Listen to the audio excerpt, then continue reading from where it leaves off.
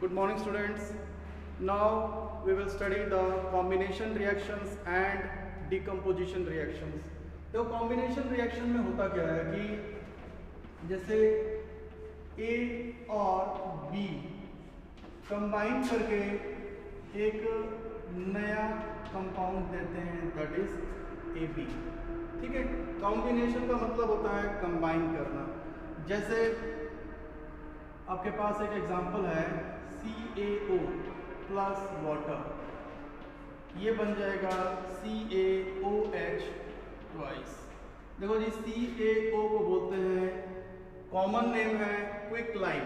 क्या बोलते हैं इसको? Quick lime. जो चूने का जो पाउडर होता है ना, उसको बोलते हैं क्विक लाइम, और केमिकल नेम है कैल्शियम ऑक्साइड। जब इसको पानी में डालते हैं तो ये बन जाता है कैल्शियम हाइड्रोक्साइड, और इसका जो कॉमन नेम है स्लेक्ड लाइम। ठीक है, चूने को जब पानी में घोल देंगे तो ये बन जाएगा कैल्शियम हाइड्रोक्साइड। कभी आपने देखा होगा, और टच करेंगे तो वो क्या हो जाएगा, एक्सोथर्मिक रिएक्शन का भी एग्जांपल होता है। वो बबल्स मतलब उबलना शुरू हो जाता है, इतना अमाउंट ऑफ हीट प्रोड्यूस होता है, तो इसको कहा जाता है स्लेक्ड लाइम। तो यहाँ पर ये दोनों कंबाइन होकर ये बना है। तो this is an example of the combination reaction. आपने देखा था कि मैग्नीशियम रिबन को ऑक्सीजन में बर्न करते हैं तो ये क्या बन जाता है, MgO, magnesium oxide.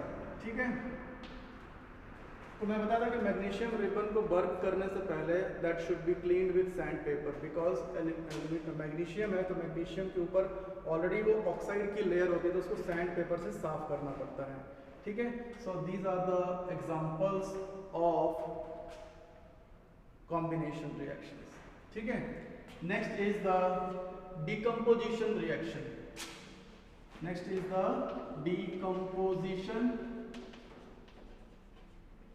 Decomposition reaction. मैंने आपको बताया था कि डिकम्पोजिशन रिएक्शन 3 टाइप की होती है। कितने टाइप की होती है?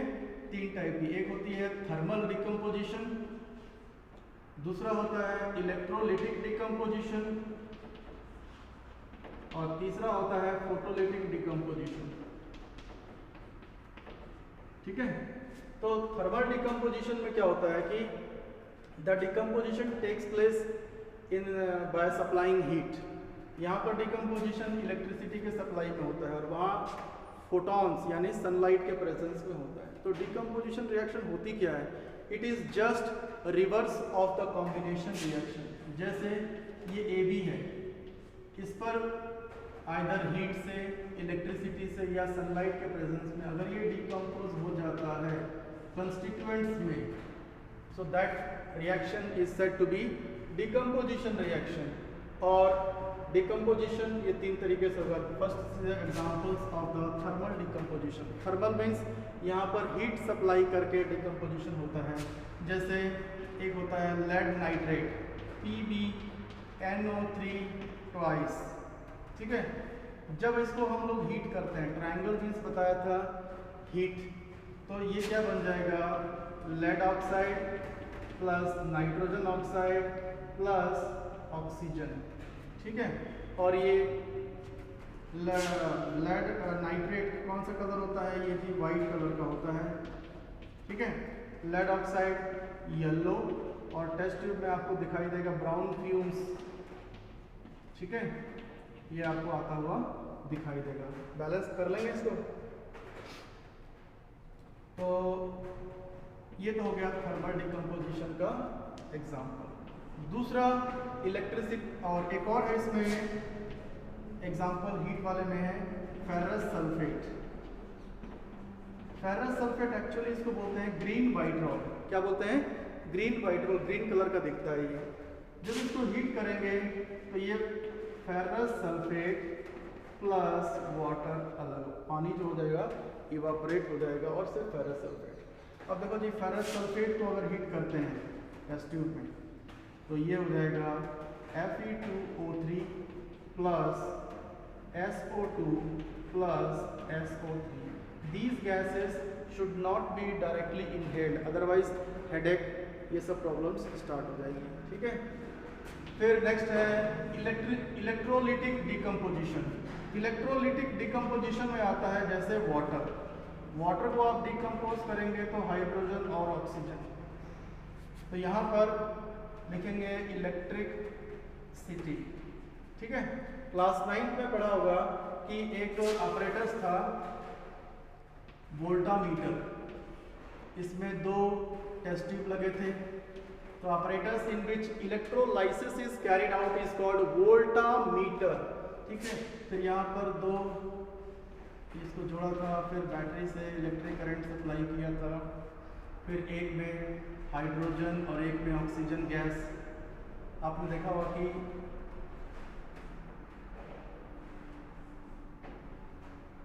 देखो जी, इसको अगर बैलेंस करोगे तो आपको समझ में आएगा कि 2:1। हाइड्रोजन में जो गैस थी वो डबल थी, इसमें जो थी वो उसके हाफ थी, यानी 2:1 गैसेस प्रोड्यूस हुई थी वोल्टामीटर में। तो यहाँ पर इलेक्ट्रिक करंट जब पास करते हैं तो वाटर का डिकम्पोजिशन स्टार्ट हो जाता है। तो that is an example of electrolytic decomposition.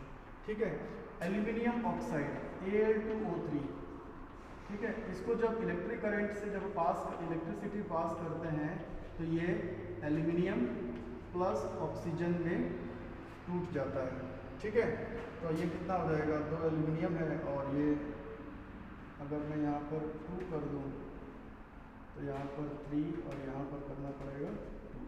तो इस तरीके से ये भी क्या होता है, इलेक्ट्रोलिटिक डिकम्पोजिशन का एग्जाम्पल होता है। फोटोलिटिक में क्या होता है कि फोटोलिटिक में मतलब फोटॉन्स यूज़ करते हैं। जैसे आपके पास है सिल्वर क्लोराइड, तो जब इसको सनलाइट, HNU का मतलब होता है सन की जो एनर्जी होती है ना वो HNU से लिखते हैं, या ऊपर आप चाहो तो सनलाइट भी लिख सकते हो। तो सिल्वर क्लोराइड को जब आप सनलाइट में रखेंगे तो ये क्या हो जाएगा, सिल्वर प्लस क्लोरीन। ठीक है, और सिल्वर ब्रोमाइड AgBr, इसको भी आप सनलाइट में रखेंगे तो सिल्वर प्लस ब्रोमीन। ठीक है, तो ये जो होता है silver bromide black and white photography में यूज़ किया जाता है। अब देखो जी क्या होता है कि डिकम्पोजिशन रिएक्शंस का यूज़ क्या क्या है। तो पहला जो डिकम्पोजिशन रिएक्शन का जो यूज़ आता है वो आता है कि it is used in the extraction of metals from their molten state.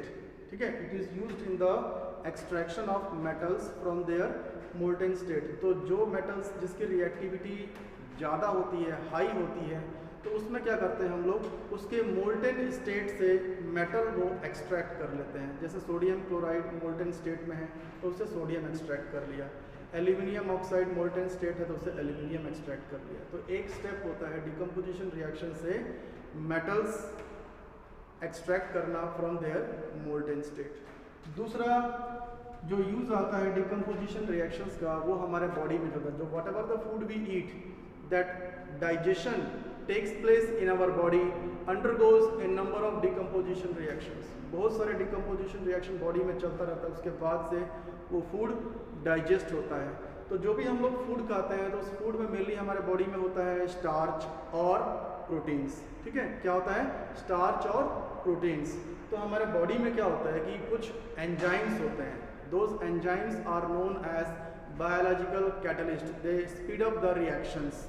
तो स्टार्च जो हमारे बॉडी के अंदर जो स्टार्च होता है, that starch is converted into glucose. Okay, that starch is converted into glucose and proteins are converted into amino acids. Okay, और thirdly है कि all the decomposition reactions are endothermic in nature. Thank you.